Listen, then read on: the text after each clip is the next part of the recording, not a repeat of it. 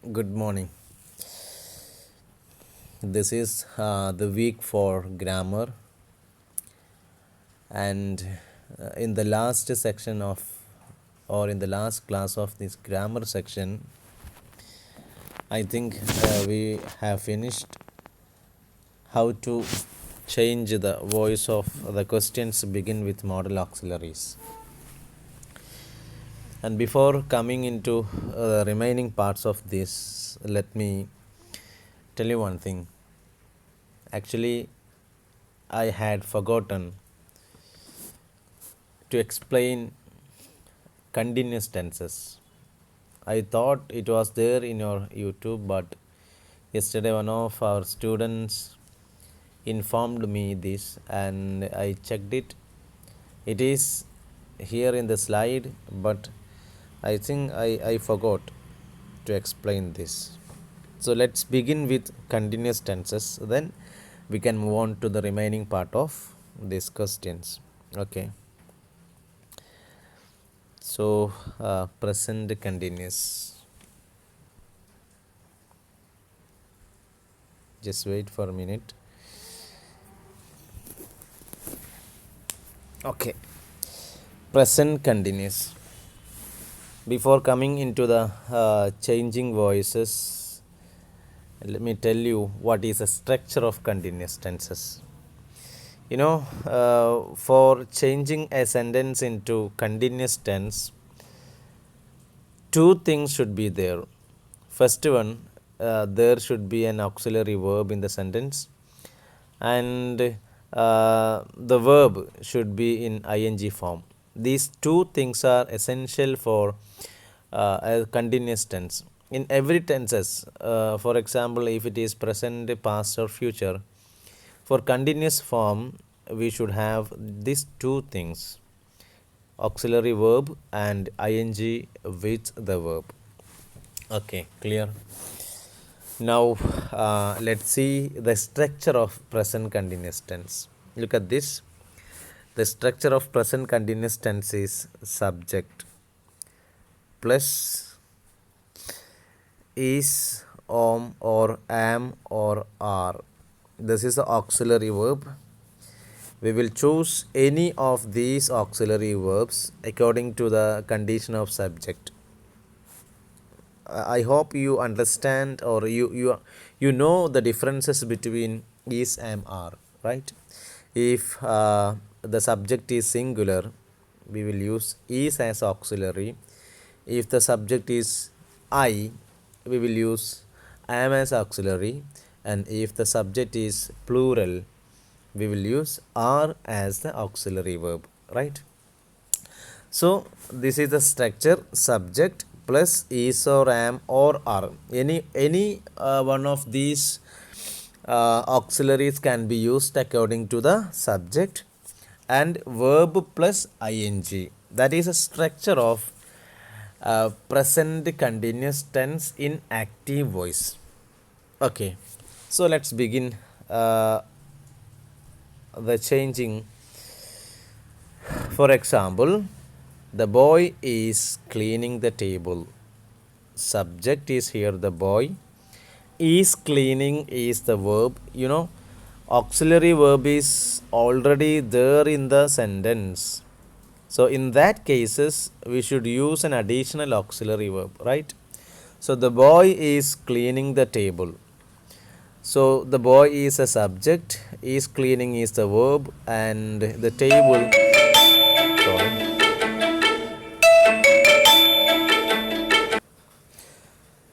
Sorry. Sorry for the interruption. Okay. See, the boy is cleaning the table. So let's begin with, as usual, the table. That is object of the sentence. So the table. Then is cleaning is a verb in the sentence. And before that, let me remind you one thing. We should add an auxiliary verb extra if the sentence is with an auxiliary, right? So the table is, and the extra auxiliary verb in the sentence is being. Okay. this is the extra auxiliary verb that we should add in the sentence. We have already an auxiliary verb in the sentence, but beside this we should add another additional auxiliary verb to change the voices. So the table is being. Then the third point, or yes, the third point is change the verb into V3 form. So the V3 form of clean is cleaned. The table is being cleaned by the boy. Hope you understand this. എന്താ ചെയ്ത് സെൻറ്റൻസിലുണ്ടായിരുന്ന ഒബ്ജക്റ്റിനെ പിടിച്ചിട്ട്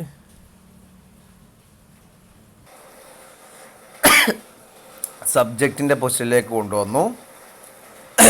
അതുപോലെ തന്നെ extra ഇതിൽ already സെൻറ്റൻസിൽ ഒരു auxiliary verb ഉള്ളത് കൊണ്ട് നമ്മൾ എക്സ്ട്രാ ഒരു ഓക്സിലറി വേർബ് ആഡ് ചെയ്ത് കൊടുക്കണം.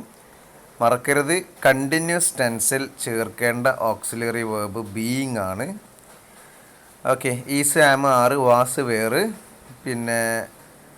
Yes, have been, has been, ഈ സാധനങ്ങളൊക്കെയാണ് കണ്ടിന്യൂസ് ടെൻസിൽ ഓൾറെഡി ഉണ്ടാവുന്ന ഓക്സിലറി വേർബുകൾ. അതിൻ്റെ കൂടെ അഡീഷണൽ ആയിട്ട് നമ്മൾ ചേർക്കേണ്ട ഓക്സിലറി വേർബ് എന്ന് പറയുന്നത് ബീയിങ് എന്നാണ്, മറക്കരുത്.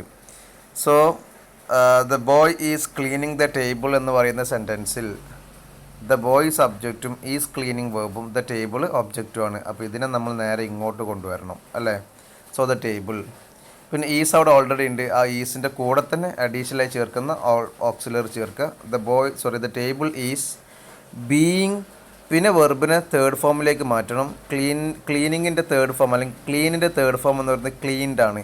So the table is being cleaned by the boy. Okay, ഇത് മനസ്സിലായെന്ന് വിചാരിക്കുന്നു. ഇനി ഇതിൻ്റെ കൂടുതൽ എക്സാമ്പിളിലേക്ക് നോക്കാം.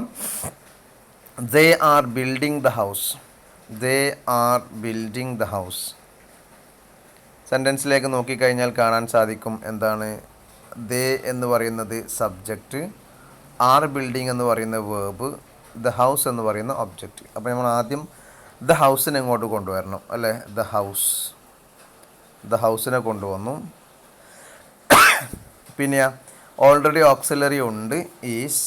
ഇനി നമ്മൾ കൊണ്ടുവരേണ്ട ഓക്സിലറി ആരാ? ബീയിങ് ആണ്. The house is being. പിന്നെ ബിൽഡിംഗ് എന്ന് പറയുന്നത് ബിൽഡാണ് അല്ലേ. ബിൽഡിൻ്റെ തേർഡ് ഫോം എന്ന് പറയുന്നത് ബിൽറ്റ് ആണ്. The house is being built. The house is being built by them. They എന്നുള്ളത് ദം ആയിട്ട് മാറും. ഇത് ക്ലിയർ ആയിട്ടെന്ന് വിചാരിക്കുന്നു. അടുത്ത സെൻറ്റൻസ് നോക്കിയേ. Sumesh is loving flowers. Sumesh is loving flowers. അതിൻ്റെ മീനിങ് എത്രത്തോളം കറക്റ്റാണ് എന്ന് നമുക്ക് പറയാൻ പറ്റുള്ളൂ. പക്ഷേ for the sake of preparing sentences we can use this example. Sumesh is loving flowers. Flowers ആണ് അവിടുത്തെ ഒബ്ജക്റ്റ് എന്ന് പറയുന്നത്. സോ ഫ്ലവേഴ്സ് ഒന്നിൽ കൂടുതലുള്ളതുകൊണ്ട് അവിടുത്തെ ഈസ് മാറിയിട്ട് ഇവിടെ ആറാവും. ഞാൻ നേരത്തെ പറഞ്ഞായിരുന്നു അല്ലേ, സബ്ജക്റ്റ് എന്താണോ, സിംഗുലറാണോ പ്ലൂരലാണോ അതിനൊക്കെ അനുസരിച്ചാണ് ഓക്സിലറി വേർബും വെർബുകളൊക്കെ മാറേണ്ടത്. ക്ലിയർ ആയോ? വെർബിൻ്റെ കൂടെ എസ് ചേർക്കുന്നത്, അതുപോലെ auxiliary is, am, are, was, were, have, has, had, ഇത്തരം കാര്യങ്ങളൊക്കെ വേർബിൻ്റെ കൂടെ ഉപയോഗിക്കുന്നത് സബ്ജക്റ്റിൻ്റെ കണ്ടീഷൻ നോക്കിയിട്ടാണ്. സബ്ജക്റ്റ് സിംഗുലറാണോ പ്ലൂറലാണോ എന്നൊക്കെ നോക്കിയിട്ടാണ്. സോ ഇവിടെ ഫ്ലവേഴ്സ് എന്ന് പറയുമ്പം അവിടെ ഉണ്ടായിരുന്ന ഒബ്ജക്റ്റ് ഇവിടെ സബ്ജക്റ്റിൻ്റെ പൊസിഷനിലേക്ക് വന്നു. ആ സമയത്ത് ഫ്ലവേഴ്സ് എന്ന് പറയുന്ന ഒന്നിൽ കൂടുതലുണ്ട്, അതുകൊണ്ട് ആറാണ് auxiliary. Flowers are being loved by Sumesh. Rahul is talking to me. I am being talked by Rahul. Okay, ഇതാണ് പ്രസൻറ്റ് കണ്ടിന്യൂസിൻ്റെ ഒരു ഫോർമേഷൻ എന്ന് പറയുന്നത്. I hope you understand this. Now let's move on to the next, past continuous. It is as simple as present continuous. There is no changes in this. Only the auxiliary will become is, am, are. These auxiliary will become was, were. That is only change that we have to understand in this section. Okay, for example, look at the examples. The boy was cleaning the table. Was. So before that, let's see the structure of past continuous. Subject plus was or were plus verb plus ing. So instead of is, am, are, In the present continuous tense, the auxiliary verbs were is or am or are. Instead of these three, we should use what? We should use was or were. Okay, I hope you understand this. Was or were as the auxiliary verb for past continuous. The boy was cleaning the table. What is happening here? The table will become the subject of the sentence. So the table. Then was is already there, so we should use this was, and the auxiliary verb is being.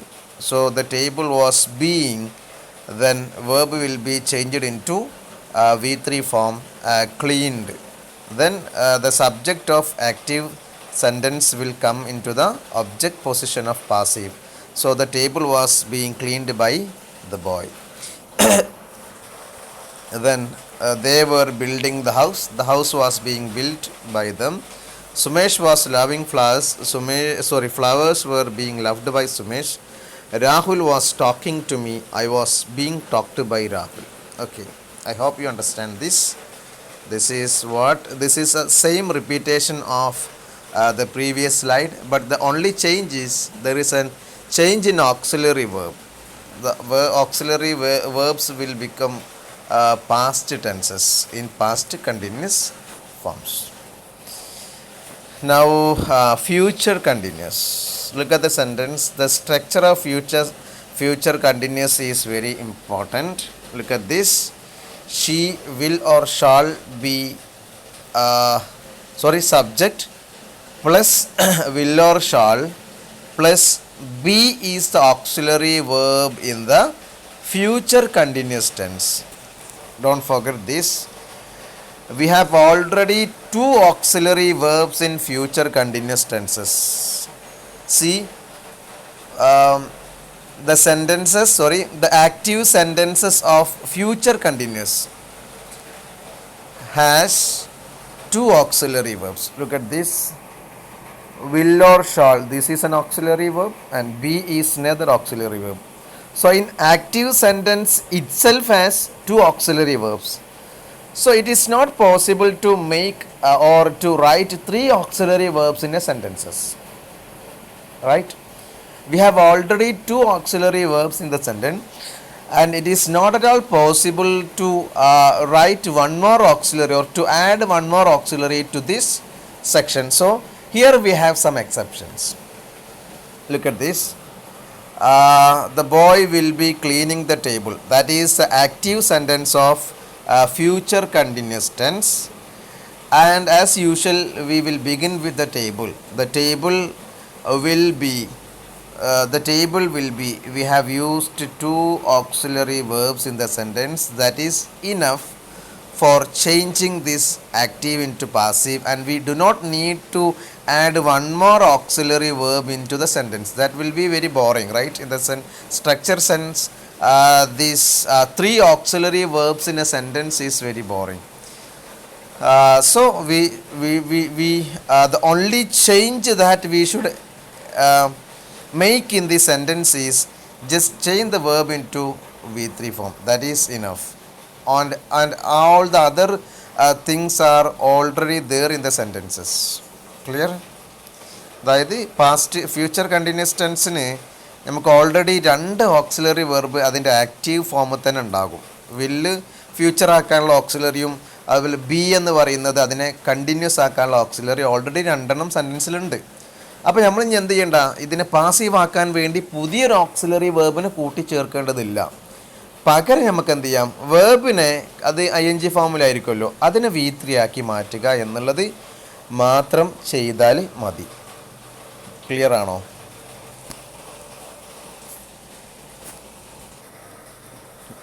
So അപ്പോൾ അത് simple present ടെൻസിൻ്റെ passive structure പോലെ ആയിരിക്കും. The table will be cleaned by the boy എന്ന് പറയുന്നത് the boy will clean the table എന്നതിനെ മാറ്റുമ്പോഴും ഇതുപോലെ തന്നെയായിരിക്കും ഉണ്ടാവുക. സോ അതിൻ്റെ സ്ട്രക്ചറുകളും അതിൻ്റെ സെൻറ്റൻസ് പാറ്റേണുകളൊക്കെ സിമ്പിൾ ഫ്യൂച്ചറിന് സമാനമായിരിക്കും ഉണ്ടാവുക. ഓക്കെ. ക്ലിയർ ആണല്ലോ. അപ്പോൾ ഇനി അത് ഏത് ടെൻസാണ് എന്ന് കണ്ടെത്തേണ്ടത്, അതായത് പാസീവ് കണ്ടിട്ട് ഇത് ഏത് ഫ്യൂച്ചർ കണ്ടിന്യൂസ് ആണോ സിമ്പിൾ ഫ്യൂച്ചർ ആണോ എന്നുള്ളത് നമ്മൾ കോണ്ടെക്സ്റ്റ് നോക്കിയിട്ട് മനസ്സിലാക്കുക. ക്ലിയർ ആണെന്ന് വിചാരിക്കുന്നു. ഇനി ഫ്യൂച്ചർ കണ്ടിന്യൂസിന് എക്സാമ്പിളാണ് they will be building the house will be built by them. Sumesh will be loving flowers will be loved by Sumesh. Rahul will be talking to me, I will be talked by Rahul. Clear ആണെന്ന് വിചാരിക്കുന്നു, ഞാൻ കൂടുതൽ explain ചെയ്യുന്നില്ല. Then after that we have come to this present perfect. ഇതൊക്കെ നമ്മൾ വന്നതാണെന്ന് വിചാരിക്കുന്നു. Present perfect, then past perfect, then future perfect, and for present perfect continuous, past perfect continuous, future perfect continuous, ഇവർക്കൊന്നും പാസീവുകളില്ല എന്നും ഐ തിങ്ക് ഞാനത് പറഞ്ഞിട്ടുണ്ട് എന്നാണ് ഞാൻ വിശ്വസിക്കുന്നത്. Now let's move on to the models. ഇതൊക്കെ കഴിഞ്ഞതാണെന്ന് വിചാരിക്കുന്നു. Models, commands, then questions. We are in questions, right? Do, does, did, auxiliary വേർബുകൾ തുടങ്ങുന്ന ക്വസ്റ്റ്യനുകളെ എങ്ങനെ കൈകാര്യം ചെയ്യണം എന്ന് പറഞ്ഞിട്ടായിരുന്നു. We just replace this do, does, did as are, is, was. അത് നിങ്ങൾക്ക് മനസ്സിലായിട്ടെന്ന് വിചാരിക്കുന്നു. I have given you examples. Now let's move on to the questions that begin with modal auxiliaries, can, will, may, etc. This is also we have discussed, and the auxiliary verb in this modal auxiliaries is the additional auxiliary that we have to use in modal auxiliary is be. Okay. Then questions, yes. Let's come to this point. This is where we have stopped. If I remember right. Okay. Questions begin with what, where, how. We have many questions that begin with question words, and look at this.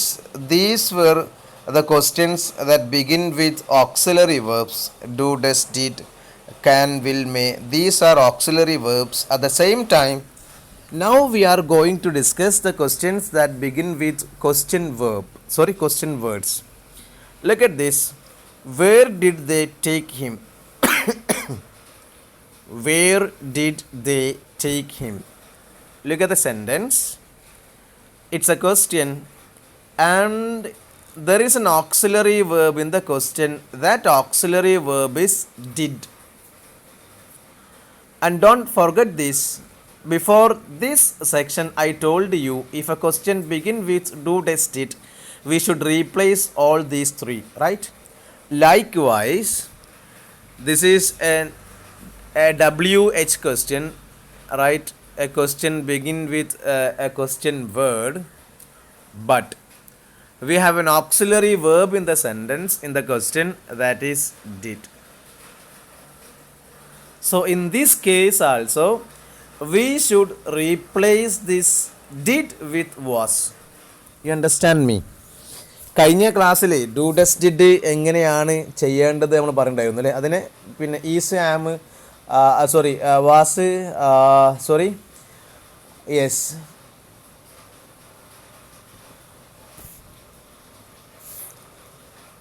വാസും അതുപോലെ ഈസും ആറൊക്കെ വെച്ചിട്ട് replace ചെയ്യണം എന്ന് പറഞ്ഞിട്ടുണ്ടായിരുന്നു അല്ലേ.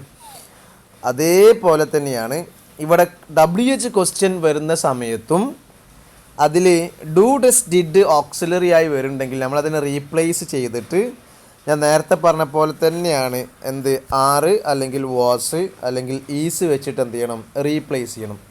ഇനി നോക്കിയേ, where did they take him. Where did they take him ഇതൊരു question ആണ് അല്ലേ. ക്വസ്റ്റ്യൻ ആണെന്ന് മാത്രമല്ല, ഈ ക്വസ്റ്റ്യനിൽ നമുക്ക് എന്തില്ല,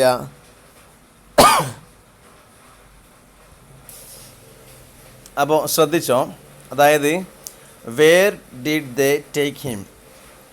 ഇനി അതിൽ നമ്മൾ ശ്രദ്ധിക്കേണ്ട കാര്യം, ഇത് WH ക്വസ്റ്റ്യൻ ആണ്. നമ്മൾ ഇതിനെ ആക്റ്റീവിൽ നിന്ന് പാസീവിലേക്ക് മാറ്റുന്ന സമയത്ത് ക്വസ്റ്റ്യൻ സ്ട്രക്ചറിൽ മാറ്റം വരാൻ പാടില്ല. അതായത് ഞാൻ ഉദ്ദേശിച്ചത്, ഇപ്പോൾ ഉദാഹരണം നമ്മൾ നേരത്തെ പറഞ്ഞിരുന്നത് വേർബിൻ്റെ മുമ്പിൽ കൊണ്ടുപോയിട്ട് എന്താ പറയുക, നമ്മുടെ ഓക്സിലറി വേർബിനെ കൊണ്ടുപോയി വെക്കണം എന്ന് പറഞ്ഞിട്ടുണ്ടായിരുന്നു അല്ലേ. ഇവിടെ സബ്ജക്റ്റിൻ്റെ മുമ്പിലായിരിക്കും ഓക്സിലറി വേർബ് വരിക. നോക്കിയേ, where did they take him. For example, where did they take him. ഈ പറയുന്ന സെൻറ്റൻസിൽ ദേ എന്ന് പറയുന്നതാണ് സബ്ജക്റ്റ്. അതിൻ്റെ മുമ്പിലാണ് ഓക്സിലറി വേർബ് വന്നത്. സബ്ജക്റ്റിന് ശേഷം വേർബാണ് വന്നിട്ടുള്ളത്. അതിന് ശേഷമാണ് ഒബ്ജക്റ്റ്. അതായത് ഇപ്പോൾ ഫോർ എക്സാമ്പിൾ വളരെ സിമ്പിളായിട്ട് എക്സ്പ്ലെയിൻ ചെയ്യുകയാണെങ്കിൽ, she is dancing. Okay, she is dancing. Subject വന്നു, വേർബിൻ്റെ മുമ്പായിട്ട് ഓക്സിലറി വേർബ് വന്നു. ഇത് ക്വസ്റ്റ്യൻ അല്ലാത്ത നോർമൽ സെൻറ്റൻസുകളുടെ പ്രത്യേകതയാണ്, സ്റ്റേറ്റ്മെൻറ്റുകളുടെ പ്രത്യേകതയാണ്. സബ്ജക്റ്റിന് ശേഷം വേർബിൻ്റെ മുമ്പിലായിരിക്കും ഓക്സിലറി വേർബ് വരിക. ഇനി ഇതിനെ ചോദ്യമാക്കി മാറ്റുമ്പോൾ, ഈ സെൻറ്റൻസിനെ ചോദ്യമാക്കി മാറ്റുമ്പോൾ നമ്മൾ പഠിച്ചതാണ്, ഇതിനെ നേരെ സബ്ജക്റ്റിന് മുമ്പിൽ കൊണ്ടുപോയി വെക്കണം. അതായത് ഒരു സെൻറ്റൻസിനെ, ഒരു സ്റ്റേറ്റ്മെൻറ്റിനെ ചോദ്യമാക്കി മാറ്റുന്ന സമയത്ത് ഓക്സിലറി വേർബ് സബ്ജക്റ്റിന് മുമ്പിലോട്ട് വരും. അത് ഇംഗ്ലീഷിലെ ഒരു കോമൺ റൂളാണ്. അപ്പോൾ ഞാൻ പറഞ്ഞുകൊണ്ട് വരുന്നത് ഇതേപോലെ തന്നെയാണ് ഇവിടെയും ഈ സെൻറ്റൻസിലൊക്കെ സംഭവിച്ചിട്ടുള്ളത്. അതായത് പിന്നെ where did they take him എന്ന് പറയുന്നിടത്ത് സബ്ജക്റ്റിൻ്റെ മുമ്പിലാണ് ഓക്സിലറി വേർബ് വന്നിട്ടുള്ളത്. അപ്പോൾ ഞാൻ പറയുന്നത്, നമ്മൾ ആക്റ്റീവിൽ നിന്നും പാസീവിലേക്ക് മാറ്റുന്ന സമയത്ത് ഇതിൻ്റെ പൊസിഷൻ നമ്മൾ കൊണ്ടുപോയിട്ട് സബ്ജക്റ്റിന് ശേഷം ഓക്സിലറി വേർബിനെ കൊണ്ടുപോയി ഇട്ട് കഴിഞ്ഞാൽ അത് ചോദ്യത്തിൻ്റെ സ്ട്രക്ചറിൽ നിന്നും സ്റ്റേറ്റ്മെൻറ്റിൻ്റെ സ്ട്രക്ചറിലേക്ക് മാറും. ഞാൻ പറഞ്ഞ മനസ്സിലായോ? അപ്പോൾ നമ്മൾ നേരത്തെ പറഞ്ഞ പോലെ തന്നെ she is A student. She is A student എന്ന് പറയുന്നതിനെ നമ്മൾ എന്ത് ചെയ്യാണ്, ഷീ ഈസ് എ സ്റ്റുഡൻറ്റ് എന്ന് പറയുന്ന സെൻറ്റൻസിനെ നമ്മൾ അല്ലെങ്കിൽ വേണ്ട ആക്റ്റീവ് നിന്ന് പാസീവിലേക്ക് ചെയ്യുന്നതിനെ കുറിച്ച് തന്നെ പറയാം. For example, she is reading the text. She is reading the text എന്ന് പറയുന്ന സെൻറ്റൻസിനെ നമ്മൾ ആക്റ്റീവിൽ നിന്ന് പാസീവിലേക്ക് മാറ്റുന്ന സമയത്ത് the text is being read by her എന്നാണ് വേണ്ടത്. അപ്പോൾ നമ്മൾ അതിനെ ഈ സബ്ജക്റ്റിനെ കൊണ്ടുപോയിട്ട് ഇവിടെ കൊണ്ടുപോയി വെച്ചിട്ടാണ് മാറ്റുന്നതെങ്കിൽ ഇതിൻ്റെ സ്ട്രക്ചർ മാറി, അത് പിന്നെ ഒരു ക്വസ്റ്റ്യൻ്റെ സ്ട്രക്ചറിലേക്ക് മാറും. മനസ്സിലായോ? അപ്പോൾ അതേപോലെ തന്നെ അതിൻ്റെ ഓപ്പോസിറ്റാണ് ഇവിടെ ഉദ്ദേശിക്കുന്നത്. അതായത് ചോദ്യത്തെ നമ്മൾ ആക്റ്റീവിൽ നിന്ന് പാസീവിലേക്ക് മാറ്റുന്ന സമയത്ത് അതിൻ്റെ ചോദ്യം എന്നുള്ള പ്രത്യേകത നഷ്ടപ്പെടരുത്. ചോദ്യം എന്ന പ്രത്യേകത എങ്ങനെ നഷ്ടപ്പെടുക? ഈ ഓക്സിലറി വേർബിനെ നമ്മൾ മറ്റു സെൻറ്റൻസുകളെ കൈകാര്യം ചെയ്യുന്ന പോലെ സബ്ജക്റ്റിന് ശേഷവും വെർബിനെ മുമ്പിലുമാക്കി കൊണ്ടുപോയി വെച്ച് കഴിഞ്ഞാൽ അത് എന്തല്ലാതായിട്ട് മാറും? ക്വസ്റ്റ്യൻ അല്ലാതായിട്ട് മാറും. ഓക്കെ, അപ്പോൾ ഇനി നോക്കിയേ, നമ്മൾ ഇങ്ങോട്ട് വരാം. Where did they take him. They എന്ന് പറയുന്നതാണ് സബ്ജക്റ്റ്, ഹിം എന്ന് പറയുന്നതാണ് എന്ത്, ഇവിടുത്തെ ഒബ്ജക്റ്റ്, ടേക്ക് എന്ന് പറയുന്നതാണ് വേർബ്, ഡിഡ് എന്ന് പറയുന്നതാണ് ഓക്സിലറി. അപ്പോൾ നമ്മൾ ഞാൻ നേരത്തെ പറഞ്ഞ പോലെ തന്നെ ആദ്യം തന്നെ ക്വസ്റ്റ്യൻ വേർഡ് വെച്ച് തുടങ്ങാം. പിന്നെ നമ്മൾ നേരത്തെ സൂചിപ്പിച്ച പോലെ വെർബിൻ്റെ മുമ്പിലാണ് നേരെ ഓക്സിലറി വരിക എന്ന് പറഞ്ഞിട്ടുണ്ടായിരുന്നു അല്ലേ? അതായത് സബ്ജക്റ്റിന് ശേഷം വെർബിന് മുമ്പിലാണ് ഓക്സിലറി വരിക. പക്ഷേ ഇവിടെ അങ്ങനെയല്ല വന്നിട്ടുള്ളത്. ഇവിടെ സബ്ജക്റ്റിന് മുമ്പിലാണ് അല്ലേ? ഈ സബ്ജക്റ്റിന് മുമ്പിലാണ് ഓക്സിലറി വേർബ് വന്നിട്ടുള്ളത്. ഇങ്ങനെ സബ്ജക്റ്റിന് മുമ്പിൽ ഓക്സിലറി വേർബ് വരണം. എന്തിനു വേണ്ടിയിട്ട്? ചോദ്യമാക്കാൻ വേണ്ടി. അപ്പം ഈ സ്ട്രക്ചറിൽ മാറ്റം വരുത്തരുത്. ഓക്കെ, അപ്പോൾ ഡിഡാണ് ഇനി നമുക്ക് അടുത്ത് എഴുതാനുള്ളത്. പക്ഷേ ഡിഡ് മാറിയിട്ട് എന്തായിട്ട് മാറണം? ഞാൻ നേരത്തെ പറഞ്ഞിരുന്നില്ല, ഡിഡ് വാസായിട്ട് മാറും, അതുപോലെ ഡെസ് ഈസായിട്ട് മാറും, ഡു ആറായിട്ട് മാറും. അതിൽ മാറ്റമൊന്നും ഉണ്ടാവരുത്. അപ്പം വേർ വാസ്. ക്ലിയർ ആവണമെന്ന് വിചാരിക്കുന്നു. ദെൻ അടുത്തെന്താ? ഒബ്ജക്റ്റ് ആരാ നോക്കുക. ഇവിടുത്തെ ഒബ്ജക്റ്റ് ആരാ? ഹിമ്മാണ്. ഹിം സബ്ജക്റ്റിൻ്റെ പൊസിഷനിലേക്ക് വരുമ്പോൾ അത് ഹീ ആയിട്ട് മാറും. Where was he. ദെൻ അടുത്തെന്താ? വേർബാണ്. വേർബ് ടേക്കാണ്. ടേക്കിന് എന്താക്കി മാറ്റണം? V3 ആക്കി മാറ്റണം. ടേക്കൺ എന്നാക്കി മാറ്റണം. Where was he taken.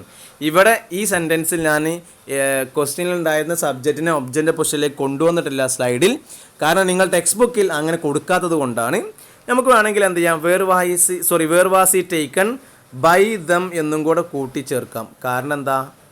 അത് അവിടുത്തെ സബ്ജക്റ്റ് ആയിരുന്നു. അത് ഇപ്പുറത്ത് വരുമ്പം ഒബ്ജക്റ്റ് ആയിട്ട് മാറും. ഞാൻ ഇവിടെ ചേർക്കാതിരിക്കാനുള്ള കാരണം നിങ്ങൾ ടെക്സ്റ്റ് ബുക്കിൽ അത് കൊടുത്തിട്ടില്ല എന്നതുകൊണ്ടാണ്. ഇത് മനസ്സിലായിട്ടുണ്ടോ? കുറച്ച് കോംപ്ലിക്കേഷൻ ഫീൽ ചെയ്യുന്നുണ്ടോ എന്ന് എനിക്കറിയില്ല. എന്നിരുന്നാലും ഞാൻ ഒരിക്കൽ കൂടി ഈ സാധനങ്ങളൊക്കെ ഒന്ന് പറയാം, ശ്രദ്ധിക്കുക. ക്വസ്റ്റ്യൻ എങ്ങനെ ആക്റ്റീവിൽ നിന്നും പാസീവിലേക്ക് മാറ്റും എന്നതിനെ കുറിച്ചിട്ടാണ് നമ്മൾ പറയുന്നത്. അതിൽ ശ്രദ്ധിക്കേണ്ട ഏറ്റവും പ്രധാനപ്പെട്ട ഒരു കാര്യം എന്ന് പറയുന്നത് ക്വസ്റ്റ്യൻ വരുന്ന സമയത്ത് അല്ലെങ്കിൽ ക്വസ്റ്റ്യനുകൾ വരുന്ന സമയത്ത് സെൻറ്റൻസിൽ ഓക്സിലറി വേർബിന് ചെറിയൊരു മാറ്റം ഉണ്ടാവാറുണ്ട്. സാധാരണ രീതിയിൽ വേർബിൻ്റെ തൊട്ട് മുമ്പിലാണ് ഓക്സിലറി വേർബ് ഉണ്ടാവുക. അതേസമയം അത് ക്വസ്റ്റ്യനായി മാറുമ്പോൾ വേർബിൻ്റെയും സബ്ജക്റ്റിൻ്റെയും മുമ്പിലാണ് ആര് വരിക? ഓക്സിലറി വേർബ് വരാറുള്ളത്. ക്ലിയർ ആണല്ലോ? അപ്പോൾ അതിൽ ശ്രദ്ധിക്കേണ്ട കാര്യം, ആക്റ്റീവിന് ഒരു ചോദ്യം ആക്റ്റീവ് വോയിസിൽ നിന്നും പാസീവിലേക്ക് മാറ്റുന്ന സമയത്ത് നമ്മൾ അതിൻ്റെ ഓക്സിലറി വേർബിൻ്റെ പൊസിഷനിങ്ങളിലൊന്നും മാറ്റം വരുത്തരുത് എന്നാണ് ഉദ്ദേശിച്ചത്. ബാക്കിയൊക്കെ സിമ്പിളാണ്. പിന്നെ ഡു ഡസ് ഡിഡ് ആണ് ഓക്സിലറി വേർബായി വരുന്നതെങ്കിൽ നമ്മൾ നേരത്തെ സൂചിപ്പിച്ച പോലെ തന്നെ എന്ത് ചെയ്യണം? ഈസ് ആറ് വാസ് ഈ സാധനങ്ങൾ അതിലേക്ക് ഉപയോഗിക്കണം. അത്രയും ക്ലിയർ ആയിട്ടുണ്ടെന്ന് വിചാരിക്കുന്നു. ഇനി നോക്കട്ടോ, അടുത്ത ക്വസ്റ്റ്യനിലേക്ക് വരാം. How much did you pay for this? How much did you pay for this? Okay, അപ്പോൾ നോക്കിയേ, ഹൗ മച്ച് ഡിഡ്. അപ്പോൾ ഹൗ മച്ചിന് വ്യത്യാസമൊന്നുമില്ല. ലെറ്റ്സ് ബി ക്വസ്റ്റ്യൻ ആണ്, ക്വസ്റ്റ്യൻ വേർഡ് വെച്ച് തുടങ്ങണം അല്ലേ? അപ്പോൾ ഹൗ മച്ച് വെച്ച് തുടങ്ങി, ഹൗ മച്ച്. ഇനിയോ അവിടെ ഡിഡ് ആണുള്ളത്. ഡിഡ് മാറിയിട്ട് എന്താക്കണം? വാസ് ആക്കി മാറ്റണം. How much was. ഇനി നമ്മുടെ പേ ആണ് വേർബ്. അപ്പം ഇവിടെ ഒരു ഒബ്ജക്റ്റ് എന്ന രീതിയിൽ കാണിക്കാൻ, ഫോർ ദിസ് എന്ന് പറയുന്നത് നമുക്കൊരു ഒബ്ജക്റ്റ് എന്ന രീതിയിൽ കാണിക്കാൻ പറ്റില്ല. അതുപോലെ തന്നെ ഫ്രം ദ ഷോപ്പ്, താഴെയുള്ള എക്സാമ്പിൾ ഫ്രം ദ ഷോപ്പ് എന്ന് പറയുന്നതൊന്നും ഒരു ഒബ്ജക്റ്റായി കാണിക്കാൻ സാധിക്കുന്നതല്ല.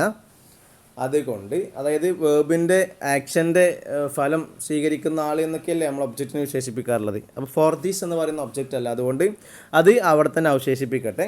ഇനി നമുക്കിതിൽ നിന്ന് എടുക്കാനുള്ളത് പേ ആണ് അല്ലേ? അപ്പം പേ എന്നതിനെ V3 ആക്കി മാറ്റണം. V3 എന്ന് പറഞ്ഞാൽ പെയ്ഡ് ആണ്. How much was paid. മാത്രമല്ല ഇനി ഇവിടെ ഉണ്ടായിരുന്ന സബ്ജക്റ്റിനെ ബാക്കോട്ട് കൊണ്ടുപോകണം. സബ്ജക്റ്റ് ആരാ? യു ആണ്.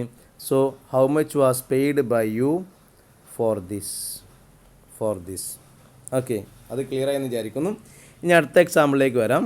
ഇത് നിങ്ങളുടെ ടെക്സ്റ്റ് ബുക്കിൽ ഇല്ലാത്ത എക്സാമ്പിളാണ്. Okay, what does she bye from the shop? What does she bye from the shop. അപ്പോൾ ആദ്യം നമ്മൾ എന്ത് ചെയ്യണം? വാട്ട് എഴുതണം. പിന്നെ ഡസിനെ മാറ്റിയിട്ട് എന്താക്കണം? ഇവിടെ വാസ് എന്നാണ് രേഖപ്പെടുത്തിയിട്ടുള്ളത്. അവിടെ വാസല്ല, വാട്ട് ഈസ് ആണ് അല്ലേ? കാരണം എന്താ? ചോദ്യത്തിൽ ഡസ് ആണ്. ഡസ് മാറിയിട്ട് ഈസ് ആയിട്ട് മാറും. What does. റെഡി അല്ലേ? ഇനി ഷീ എന്ന് പറയുന്നത് സബ്ജക്റ്റ് ആണ്. ബൈ എന്ന് പറയുന്നത് വേർബാണ്. ഇവിടെ നമുക്ക് കാഴ്ചയിൽ ഒരു ഒബ്ജക്റ്റ് ഇല്ല. അതുകൊണ്ട് ഇനി ഉപയോഗിക്കേണ്ടത് എന്താണ്? സബ്ജക്റ്റിനെ ഒബ്ജക്റ്റിൻ്റെ പൊസിഷനിലേക്ക് വരുന്നതിന് മുമ്പ് ആദ്യം ഇനി വേർബിനെ ഉപയോഗിക്കണം അല്ലേ? വാട്ട് ഈസ് ബൈ എന്തായിട്ട് മാറും? ബോട്ടായിട്ട് മാറും. What is bought. ദെൻ ആര്? സബ്ജക്റ്റ് ഇനി വെർബിൻ്റെ ബാക്കിലേക്ക് വരണം. What is bought by her. ബാക്കി അതിൻ്റെ റിമൈനിങ് പാർട്സ് ചെയ്ത ഫ്രം ദ ഷോപ്പ്. ഇത് ക്ലിയർ ആയിട്ടുണ്ടെന്ന് വിചാരിക്കുന്നു. What is bought by her from the shop. Okay, ഇത് മനസ്സിലായിട്ടില്ലെങ്കിൽ നിങ്ങൾ എന്നെ പേഴ്സണലായിട്ട് അറിയിക്കണം. ഞാൻ ഇതൊക്കെ ഒഴിവാക്കിയിട്ട് നമ്മുടെ ബോർഡ് വെച്ചിട്ട് എക്സാമ്പിളുകൾ കൂടുതൽ തരാം. ഇത് ക്ലിയർ ആയിട്ടുണ്ട് എന്നാണ് ഞാൻ മനസ്സിലാക്കുന്നത്. ഓക്കെ, ഇല്ലെങ്കിൽ എന്നെ പേഴ്സണലായിട്ട് ഓരോരുത്തർക്കും എന്നെ കോൺടാക്റ്റ് ചെയ്യാം. ക്ലിയർ ആണല്ലോ? ഓക്കെ, ഇനി അടുത്തത് ലാസ്റ്റ് വൺ ആണ് ഇതിലെ questions. Begin with have, has, had. ഹാവും ഹാസും ഹാഡും വെച്ചിട്ട് തുടങ്ങുന്ന ചോദ്യങ്ങൾ നമ്മൾ നേരത്തെ പറഞ്ഞിരുന്നു അല്ലേ? ഹാവിൻ്റെയും ഹാസിൻ്റെയും ഒക്കെ അതുപോലെ ഹാഡിൻ്റെയൊക്കെ കൂടെ ഉപയോഗിക്കുന്ന ഓക്സിലറി വേർബ് എന്ന് പറയുന്നത് എന്തായിരുന്നു? ബീനാണ്. ആ ബീന് ഇവിടെ പ്രസക്തിയുണ്ട്. ക്ലിയർ ആണോ? Has anyone asked this doubt? Has anyone asked this doubt ഒരു ചോദ്യമാണ്. ചോദ്യം ആണ് എന്നതിൻ്റെ അടയാളമായിട്ട് തുടക്കം തന്നെ ഓക്സിലറി വേർബാണ് അല്ലേ? അതിൻ്റെ സ്ട്രക്ചറിൽ നമ്മൾ എന്ത് ചെയ്യാൻ പാടില്ല? മാറ്റം വരുത്താൻ പാടില്ല. അതുകൊണ്ട് ഹാസ് അങ്ങനെ തന്നെ വെച്ചിട്ടാണ് തുടങ്ങേണ്ടത്. ഹാസ്. ഇനി നോക്കിയേ, ഇവിടെ എനിവൺ എന്ന് പറയുന്നത് സബ്ജക്റ്റ് ആണ്, ആസ്ക്ഡ് എന്ന് പറയുന്നത് വേർബ് ആണ്, ദെൻ ദിസ് ഡൗട്ട് എന്ന് പറയുന്നത് ഒബ്ജക്റ്റ് ആണ്. അപ്പോൾ ഇനി ആരെ വരിക? ദിസ് ഡൗട്ട് ആയിരിക്കും വരിക, ശരിയല്ലേ? കാരണം ഒബ്ജക്റ്റിനെ ഇങ്ങോട്ട് കൊണ്ടുവരും. Has this doubt. ഇനി നമ്മൾ നേരത്തെ പറഞ്ഞപ്പോൾ തന്നെ വേർബിൻ്റെ മുമ്പിൽ ഓക്സിലറി കൊണ്ടുവരണം. കാരണം ഇവിടെ ഹാസ് എന്ന് പറഞ്ഞാൽ മാത്രം പോരാ ഓക്സിലറി ആയിട്ട്, അതിൻ്റെ കൂടെ കൂട്ടി ചേർക്കേണ്ട ഓക്സിലറി ഏതായിരുന്നു? ബീനാണ്. നമ്മൾ മുമ്പ് സൂചിപ്പിച്ചതാണ്. ഹാവ് ഹാസ് ഹാഡിൻ്റെ കൂടെ ബീനാണ് ഓക്സിലറി വേർബ്. അപ്പം വേർബിൻ്റെ മുമ്പായിട്ട് എന്ത് ചെയ്യുക? നമ്മൾ ബീനെ കൊണ്ടുവരാം. Has this doubt been. ഇനി വേർബ് ആസ്ക്ഡ് തന്നെയാണ്, അത് B3 തന്നെ ആയിരിക്കും. ഹാസ് ഹാവ് ഹാഡ് വന്ന B3 ആയിരിക്കും, അതുകൊണ്ട് അത് മാറ്റേണ്ട ആവശ്യമില്ല. അങ്ങനെ തന്നെ എഴുതാം ആസ്ക്ഡ്. ഇനി എനിവൺ സബ്ജക്റ്റാണ് ഇങ്ങോട്ട് കൊണ്ടുവരിക, by anyone. So has this doubt been asked by anyone. Clear ആണെന്ന് വിചാരിക്കുന്നു. ഇനി അടുത്തതിലേക്ക് വരാം. സോറി, വീഡിയോ അതിൻ്റെ ഇടയിൽ പോസായി പോയിട്ടുണ്ടായിരുന്നു. അതെവിടെയാണ് പോസായതെന്ന് എനിക്ക് മനസ്സിലായിട്ടില്ല. എന്തായാലും ഞാൻ പിന്നെ ഡൗട്ടുകളുണ്ടെങ്കിൽ ഇത് കഴിഞ്ഞിട്ടുണ്ട്. ക്വസ്റ്റ്യൻസ് ഹാവ് ഹാസ് ഹാഡ്, ഇതോടുകൂടി ക്വസ്റ്റ്യൻസിൻ്റെ സെക്ഷൻ കഴിഞ്ഞിട്ടുണ്ട്. അതിൽ കുറച്ച് നിങ്ങൾക്ക് ബുദ്ധിമുട്ടായി തോന്നുന്നത് ഒരു പക്ഷേ ഈ ഡു ഡസ് ഡിഡ് വരുന്നിടത്താണ്. അങ്ങനെ ആർക്കെങ്കിലും ബുദ്ധിമുട്ട് ഫീൽ ചെയ്യുന്നുണ്ടെങ്കിൽ I will explain to you once again. മാത്രമല്ല നാളെ നമുക്ക് കുറച്ച് ആക്ടിവിറ്റീസ് ചെയ്യണം. ഞാൻ നാളെയും മറ്റന്നാളും കൂടെയാണ് ഷെഡ്യൂളിൽ ആക്റ്റീവ് പാസിങ് ഇട്ടിട്ടുള്ളത്. ഇൻ കേസ് ആർക്കെങ്കിലും ഡൗട്ട് ഉണ്ടെങ്കിൽ എന്നെ കോൺടാക്റ്റ് ചെയ്താൽ നമുക്ക് 3 ദിവസം, ഇനിയുള്ള 2 ദിവസം കൂടെ ഇതിൽ ചിലവഴിക്കാം. അതല്ല, നിങ്ങൾ ഡൗട്ടൊന്നും ചോദിച്ചിട്ടില്ലെങ്കിൽ ഞാനത് മനസ്സിലായിട്ടുണ്ടെന്നാണ് വിചാരിക്കുക. Okay, thank you.